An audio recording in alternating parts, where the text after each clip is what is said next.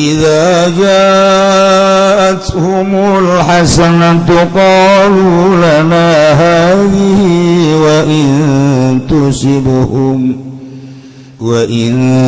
tusibhum sayyi'atun yattayyaru bi Musa wa man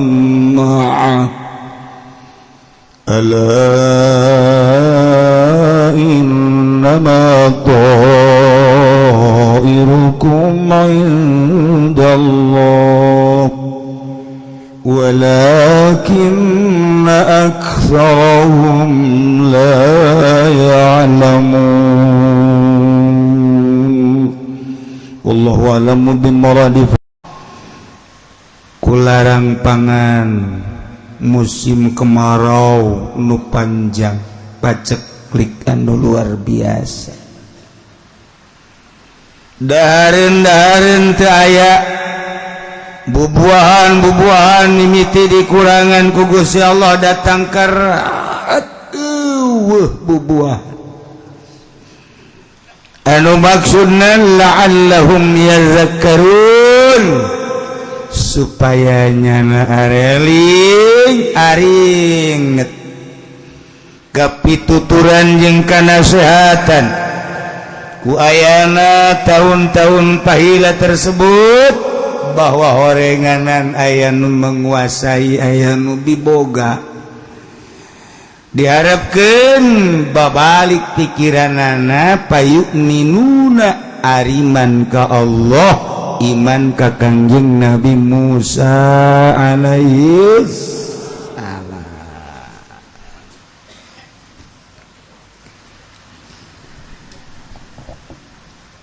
Tidinya tetep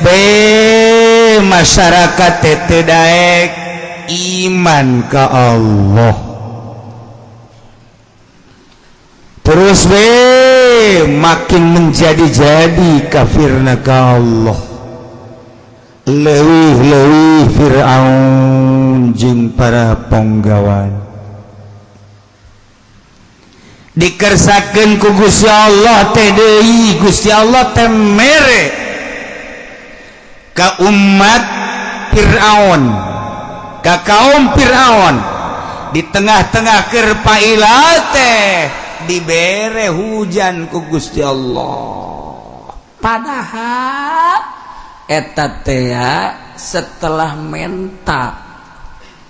warga Firaun kaum Firaun dititah ku raja Firaun cing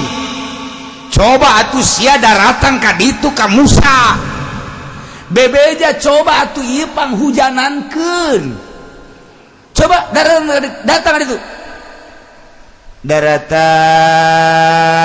kaum kabeh ka Kangjeng Nabi Musa unjukan Musa sakumaha dikanyahokeun ku urang kabehan terutama anjeun Musa sebagai anak angkat Raja Firaun di tengah-tengah kapailaan anu pohara sabada pertarungan anjeun jeung para pesihir kemudian para pesihir teh arariman ka pangeran anjeun termasuk ka anjeun penganiayaan menjadi-jadi termasuk kaum Bani Israil malah kuari dibere paila ieu teh teu hujan-hujan kadaharan eueuh bubuahan teu aya na ieu maka mimah coba Musa pangdoakeun kami kabehan ieu ulah datang ka terlantar anak-anak kami termasuk kami kabehan sing coba Musa atuh ieu teh bere kasuburan kami coba mun nyageh maneh boga pangeran cek maneh Allah nu maha gaib coba ngadoa ka Gusti Allah ayo lamun Allah mere hujan kumaha cek Kangjeng Nabi Musa iman kami kajen kumaha iman Musa itu berarti bener teh pangeran ayo Kangjeng Nabi Musa ngadoa ka Gusti Allah ya Rabbi pangeran abdi pohara Kangjeng Nabi Musa unjukan ka Gusti Allah beres ngadoa poek di luhur ih poek-poek cuplas-ceplis hujan pohara jasa. Wow, atuh bunga orang-orang Mesir kaum Firaun kebehan bararung aja cerita Musa ku hebat-hebat teuingnya sihirna eta ngomong masih sihir kene bae Musa lain lawan dan sihirnya bisa ngadadak bisa hujan gitu laporan langsung ke Raja Firaun tulak cangkeng Firaun si Musa anak aing hebat budak sihir pohara mah hei aya eueuh tukang sihir di Mekah nu ngelekeun Musa deui sihirna adukeun deui wabeh di Mesir teh sararieu ngalawan Musa kakarak ditangtangan doang ge tah dititah ku Raja Firaun coba nu hebat coba sihirna lamun aya di Mesir lamun di Mesir di luar Mesir bawa ka dieu bayar ku aing nya nama ngadoa eureun ngadoa langsung hujan pohara kan pohara eta ngaranna kos kitu teh sihir lain lalagaan di urang mapan ku ari pohara jasa istihoro istisqo lantaran lain sihir minta ka Allah teu hujan Kiai ngadoa doana eta ti Kangjeng Nabi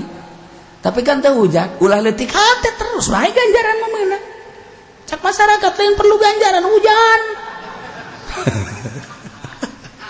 sakumaha kamari urang aduh izin jazai teh istisqa urang dititah ai istisqa ieu teh jauh hujan jahon teu urangna ge deuk berangkat ka lapanganna ge aing ieu deuk istisqa hujan moal nya hujan moal cangcaya sebab naon teu boga amal anu ikhlas jang laporkeun ka Gusti Allah ulah waka ngadoa kapan istisqa teh di jero hate tadarruhula ka Gusti abdi teh meureun aya ditingali ku balerea masa kieu ayana termasuk abdi ge jasa kieu ayana ayeuna abdi bade nyuhunkeun ka Gusti teu aya lian nyuhunkeun ujang samemeh doa nu sok dibaca ku Kangjeng Nabi ku abdi dibaca abdi teh erek unjukan we ka Gusti abdi teh harita teh dipanggil ku bupati kemudian bupati teh ka abdi teh erek mere duit harita kemudian duit teh diangsongkeun ku abdi henteu ditarima sugan we amal eta Gusti ku teu ditarimana kunaon cak Allah leutik cak Allah dipanaskeun deui ku aing sia panas ajeun kumaha pernah henteu urang teh memandang mata hati urang bahwa duit eta teh kurang bagus lamun urang teu narima bejakeun ka Gusti Maha Uninga abdi pernah dibere harita teh ku bupati ku abdi teh ditarima naon sebab nganggap kurang bagus menurut diri abdi wallahu alam nu cek nu sajen mah ngan cek abdi eta teh kurang bagus lantaran cek pribadi abdi pandangan abdi eta duit teh tina pajak sedangkeun pajak haram abdi pan teu narima Gusti boa ieu amal anu bisa diangsongkeun ka Gusti mulai talaman geus kitu angin rada tiis cak masyarakat ceuli tiis ya asana hujan ya sekali deui Gusti amal abdi teh meureunana di samping eta abdi teh pernah deui harita teh diundang buka bersama di pendopo kulantaran abdi teh sebagai tokoh abdi teh kitu diundang teh diajak jadi jemput alhamdulillah Gusti makanan teh nilai zahirna mah halal tetapi abdi teu terang iraha meulina jeung di mana make duit naon kulantaran abdi ragu eta makanan teh zahirna mah sapira zahir Gusti aya pepe aya apem dan lain-lain sebagainya halal tapi duit teh dipake meulina wallahu alam abdi harita buka bersama abdi mawa cai meuli di jalan abdi mah nginum sorangan teu didahar ku abdi Gusti Maha Uninga moal Gusti amal eta anu bisa diangsongkeun ka Gusti kakarak Allah memperhatikan hari iya siang ngadoa ka aing minta jang umat haju siap pernah teh dibere ku bupati Gusti proposal numpuk pernah buka bersama lain pernah deui ngadahar harita atuh leuwih ti ngadahar berkat Gusti malah mah balik da dibere samping minta deui cak kurang cak Allah teh dipanaskeun deui cak aing dipanaskeun deui isi teh buka ka isin ka aing je tuh urang amal naon hayu langsungkeun ka Gusti kakarak nu kos kitu tah bisa ya Allah ya Rabbi abdi teh ieu teh hamba Gusti pemerintah teh hamba-hamba Gusti kaum teh hamba Gusti tapi keun bae teh manyana abdi mah abdi misah abdi jeung manehanana abdi mah abdi bae unjukan ka Gusti ieu teh abdi teh sok udang ti peuting Gusti ketika batur aya nu nyahueun abdi teh embung ka nyahuan ku batur abdi sok milu peureum bae terus hees tolol atuh sia mah tapi lain gitu Gusti embung ka nyahuan cukup ku Gusti jadi ibadah teh ka Gusti teh hayang ka nyahuan ku babaturan abdi boro ku babaturan ku pamajikan ge geus teh ka Gusti bae abdi mah jadi yang nu nitahna ge Gusti ibadahna ge ka Gusti ibadah ka Gusti bae teu hayang naon sugan di jero benak hate teh hayang sugih teu sugan hayang mulya teu sugan hayang agung teu hayang mulya sanu ngalieuyan mulya Gusti hayang agung sanu ngalieuyan agung Gusti hayang sugih sanu ngalieuyan sugih Gusti abdi lima hayang mulya hayang agung hayang sugih teu abdi mah hayang ge ka Gusti abdi pan peuting teh sekali-sekali okos kitu Gusti sok kitu Gusti buah amal eta bae nu bade diangsongkeun ka Gusti teh tah lamun kos kitu kakarak doa teh rada we rada urang mah boro-boro eta nyoba melet bae teu manjur melet teu manjur urang pernah nanya awewe ku awewe di Ciluag tidak tahu diri banget perang nanya-nanyaan aduh jaga aing nyeri awat dia ulah sambatkan ya siap panjang buuk pendek lengkah aing laki pendek buuk panjang lengkah aing ka Cisoka kuari cek dia nama nu pinter meureun di Cisoka tungguan ku sia ka Cisoka didinya pan gudang pelet Cisoka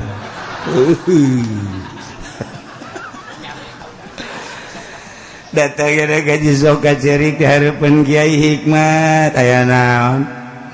ieu kula dinya nyari usaha awewe ulah jadi lalaki sia urang Cisoka teh atuh bau lamun sagetak pan nya mah pan kamurig ge nita gelut bae nita gelut ya mah tukang Hikmat Cisoka oh mama kunaon ayo anu nang tangan lawan Gusia lawan atau lawan-lawan kayaknya nama pandima bae kikieuan mun pae urang atuh urang nu pae nya nama lawan bae eta Cisoka tah nah jadi ka dieu wiridan ye bere wiridan iza qala Yusuf li abiya laganan santri eta ini ra'aitu ahada asyara kawkaban wa syamsa wal qamara ra'aitu lisadina ditandatkeun lisadi lamun henteu moal manjur sia wirid gunana geus pede jasa kana batukeun tiupkeun beres ka wirid eta sabaraha cenah ge moal bejaan ku aing jadi wirid ke Gusia mah sia marelet kabeh balik ngaji mingguan melet kabeh deui tiupkeun balangkeun ke arah imah awewe eta imahna belah mana belah kidul ke arah kidul ulah napas ini deui tiupkeun kawan wah timpakeun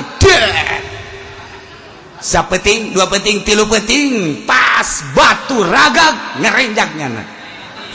mantap jasa ayo lakukan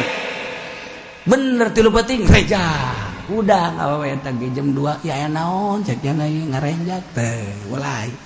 opat peting teh batu ragak nya ngarenjak oh holi kebayang 5 peting 6 peting dek ngarenjak jana wah ka omong-omong berat ih holi kasep amat cak mana sih mana Holid ih lain cek teh ka ditu ih asana itu Holid sia Holidan bae wa asana ya budak ye Masya Allah 7 peting renjak nu ngarenjak nu ngawirid si awe da teu ngarenjak teu naon aduh eta ngaranna teu henteu manjur ku sebab naon eta awakna teu hebat awak atuh nu hebat kan awak ono teu kudu diwirid-wirid kitu asal kapanggih trek beres atau anak kotaknya gitu-gitu. Ieu keur carita urang lain embung istisqa tapi di ijabatan teu.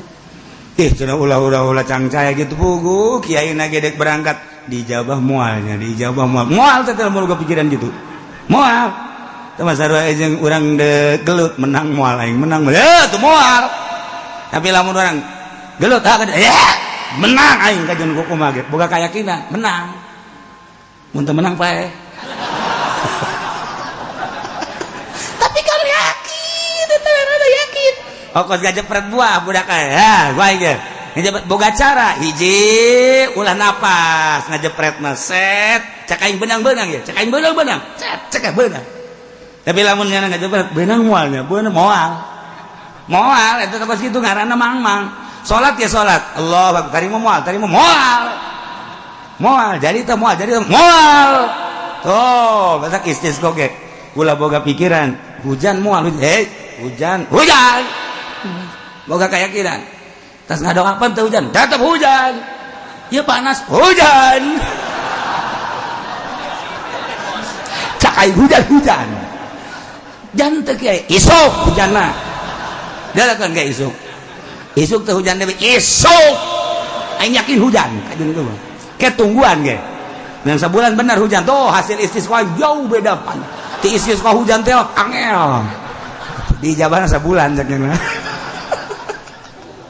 Tah ieu kunaon dia? Eueuh nu neuk diangsongkeun ka Gusti.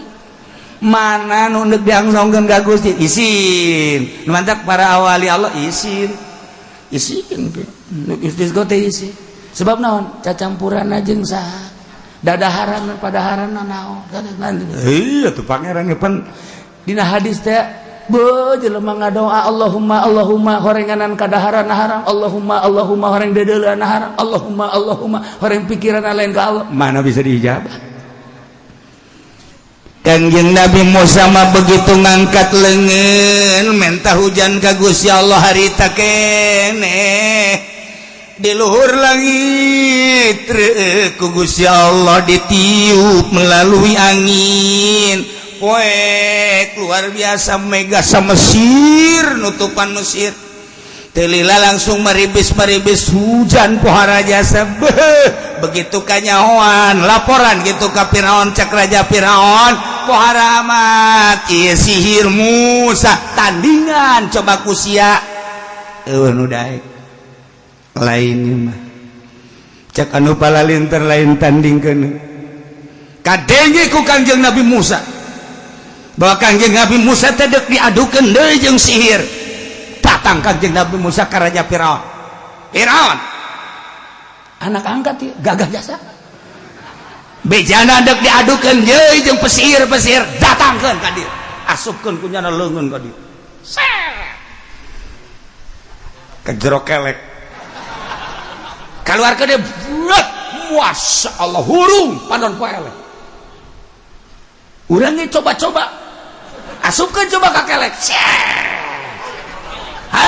cabut minggir urjan jelema kabeh kunaon ieu weh lain lalagaan ieu mah teu kuat teu biasa-biasana jeung nu biasa mah teu kieu teuing bentekna pohara cak emang mujizat atuh ieu mah pohara kadengekeun ku balerea sa Mesir di luar Mesir ge nyahuan bahwa Kangjeng Nabi Musa teh ngaluarkeun jajaten anu pohara ditangtangan ku Kangjeng Nabi Musa mana pesihirna coba datangkeun ka dieu anu daek lain tadi tidinya tila hujan teh terus jararadi segala rupa hujan sapoe ke raat sapoe hujan sapoerat stabil negara Mesir teh masyaallah ku Gusti Allah dijadikeun negara teh subur anu pohara jukut-jukut teki jararadi tatangkalan gandum jararadi korma anggur jeung sajabana jararadi subur Mesir teh anu tadi ngaku dek iman ka Kangjeng Nabi Musa barang dibere kasuburan teh beki jauh ka Kangjeng Nabi Musa beki gajauhan Gusti Allah ngaromong nage kieu cek nyana ieu mah kasuburan teh lain Musa nang urang subur teh ieu teh orang gara-gara urang lantaran urang boga kalakuan anu hebat cek nyana kemudian hate urang kanyawan ku pangeran Raja Firaun urang sehingga kepagawean urang kalakuan urang niat urang ieu teh ngajadikeun kasuburan duh karena itu lain bersyukur ka Kangjeng Nabi Musa kufur ka Kangjeng Nabi Musa endahan boga perasaan nang dirina mantak faiza ja'athumul hasanatu qalu lana hadhi di mana-mana datang ke para keluarga Firaun ke kaum-kaum Firaun ke masyarakat Raja Firaun ki khusus al hasanatu kamahmuran al qasabah tegese kasuburan jeung kasugihan segala rupa kuari mah geus subur jasa sebab hujan aku Allah dibere hujan anu pohara bagus ngomongna ieu mah kasuburan menang urang kabehan menang usaha urang kabehan walau yaskuru alaiha teh syukuran nyana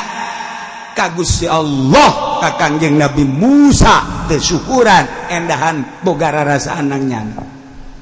coba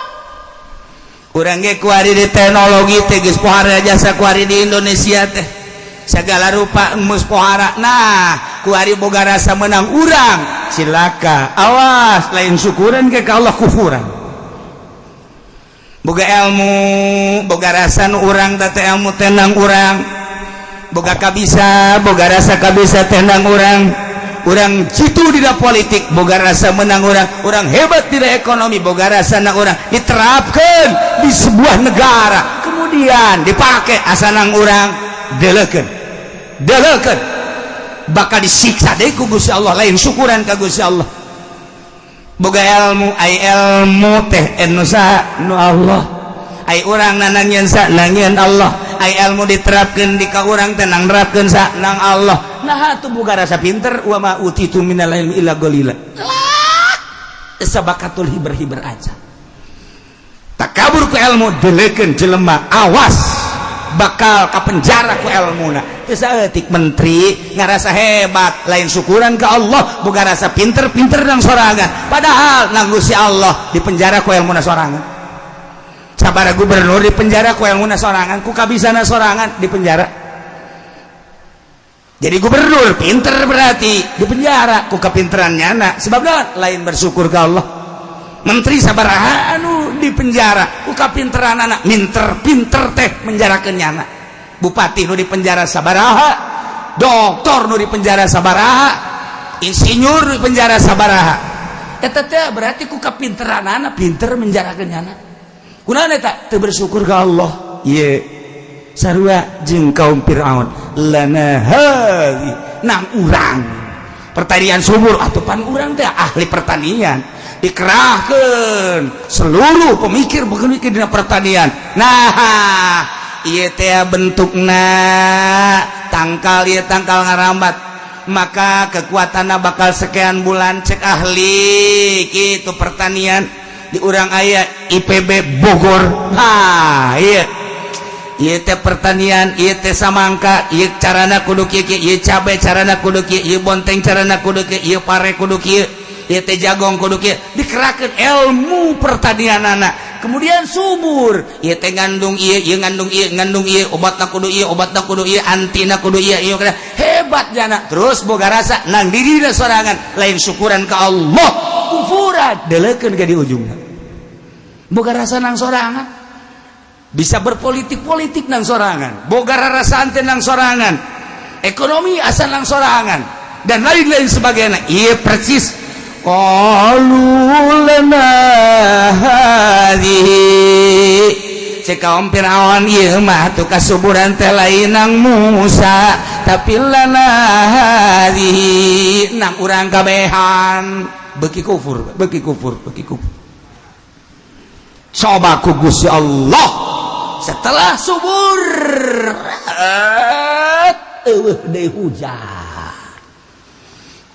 hujan teh dilambatkeun deui ku Gusti Allah teh 3 bulan teh hujan ke hujan 4 bulan teh hujan ke hujan 7 bulan teh hujan ke hujan deui satahun teh hujan-hujan atuh kering kerontang deui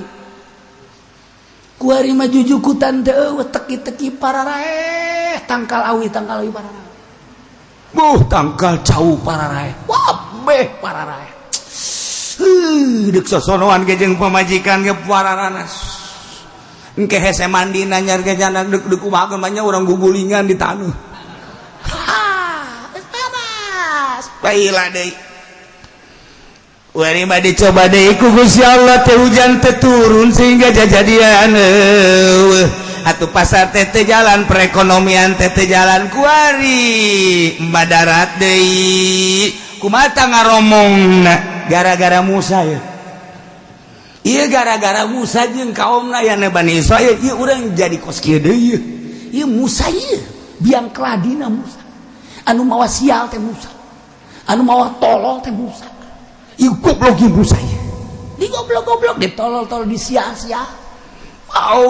di Mesir teh geus we nyebutkeun sial ieu negara urang paila kieu teh sial nama Musa. Ieu negara orang jadi pailaki sial nama Musa. Ieu negara orang jadi miskin ieu kasialan nama ti Musa. Wah, didedap-dedapkeun ku abeh ka Kangjeng Nabi Musa. Mantak diabadikeun dina Al-Qur'an besi urang teu nyawa ieu tusibuhum sayiatu yatayyaru di mana-mana ngeunaan ka kaum Kangjeng Nabi Musa sayatun kekeringan musibah bencana paila jadabun wa balaun yatayyaru bi Musa wa mamma nganggap sialnya nganggap gorengnya ka Kangjeng Nabi Musa jeung kaum-kaum Kangjeng Nabi Musa alaihi nyalahkeun Musa tatoyur teh ulah teu meunang urang tatoyur nyalah-nyalahkeun batur teu meunang komo ka hewan mah tatoyur teh nyalahkeun manuk urang geur kieu bae aya manuk tuit tuit tuit tuit urang deuleu ka luhur mana manukna nya tuit tuit tuit tuit wah aya nu pae Guru bae nu pae ge eta rada tatoyur teu meunang teh kos kitu eta deulekeun ge aya nu pae ge anu pae atawa urang dek nagih hutang naik motor aya ucing hideung ti kenca ka katuhu seret wah direm kunya kunaon man teu jadi emang kunaon aya ucing hideung liwat kajeun kukumaha ge eueuh ieu nu ditagihna atawa teu boga duit geus balik deui tatoyur eta ngaranna tatoyur atau orang dek ngariung aya ucing ngaluncap sak wah balik deh gua moal menang berkat kan jeung eta teu beres eta kos kitu eta sok aya kuari ge jelema aya eta kos kitu eta teu beres sakikituan naonan Masya Allah lamun urang dek dagang terus anu nyingserikeun kuntianak terus dagangna ujian anak pajen kukumaha ge laku jasa teu kolot baheula eta tatoyur eta boga kayakinan kadinya kol mah lamun urang berangkat jam 3 neuk ka pasar kemudian manggil pocong geus maning balik deui ka imam bawa buabeh barang beak ujianna kabeh eta kolot baheula eta geus gara itu tatoyur teh ngaranna manggil jurik manggil pocong geus eta mah laris bae ka jeung kukumaha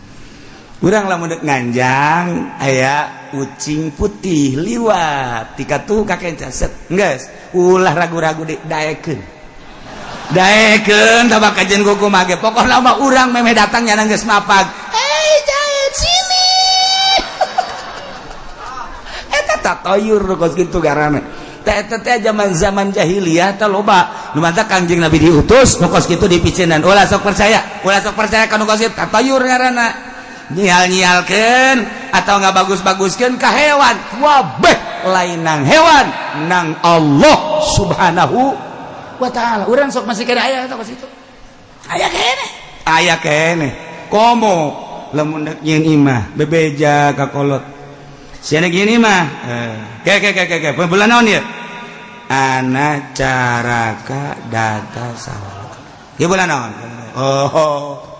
ieu teh kapannya sia lamun hayang nyaho ya hayang nyaho kowe malu bere nyaho ya wow ieu sia datang ka Pati bahaya ieu kajian Pati wow Haji kudu kumaha liwat ke 3 bulan ka hareup. Atuh angel teh ieu tukang pasang ge saya. Lamun endek mulayana jam 1 peuting. Geus teu beres dukun eta kos kitu. Sok ge tanyakan nu calon lurah ge. Calon lurah kos kadar itu. Ieu sia sangaran anu. Oh, paling naon? Paling bendera sia anu kerjaman bendera. Sia kudu liwat jalan dapur. Nya, jalan dapur kukurubusan ge bakal nagari. Nah, iya sih menang lamun teu kitu beunah. Moal menang kajian eta dukun eta. Eta kos kitu teh, hitung-hitungan zaman jahiliyah. Urang mah kuari ulah pasrahkeun ka Gusti Allah Subhanahu wa ta'ala. Ieu lamun kos kitu berarti urang nurutan zaman Firaun. Wa in tusibum sayyatun di mana ngeunaan. Ka kaum-kaum Firaun sayyatun kekeringan, musibah, bencana, paila dan lain-lain sebagainya, kesusahan, kemiskinan, ya tayyaru yatasaamu bi Musa wa mamau nu disialkeun Musa jeung kaum bejakeun Musa ala innama ta'irun